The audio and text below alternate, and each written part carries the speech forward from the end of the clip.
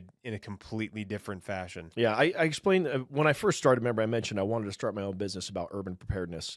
Yeah. And one of the things that I learned in that time is that your level of security is based on the moral compass of the environment you're in. So if you have high moral standards in a community and their belief structures are like yours or whatever, Yeah. um, if they're high moral standards, there's less likelihood of civil discourse occurring.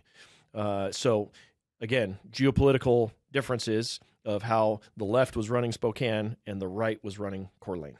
Mm. So Idaho is obviously a Republican state. Washington's obviously a Democrat state. In Idaho, morals are different than what's going on in Washington. So Idaho is only one state. It's touching Washington State. Yeah, up in the Panhandle.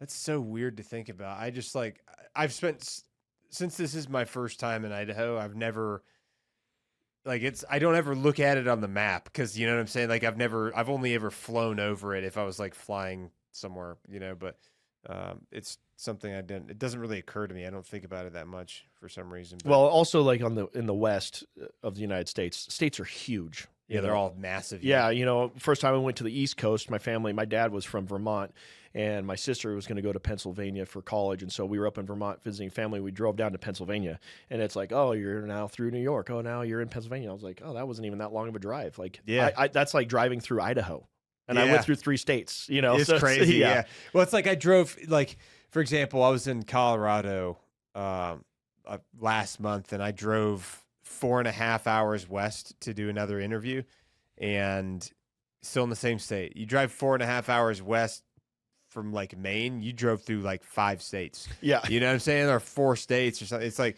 it's just a very different perspective on just, you know, distance and stuff like that. Like, you know, people, for example, people in like Oahu who are in Hawaii might take you an hour and a half to drive the full circumference of the whole island.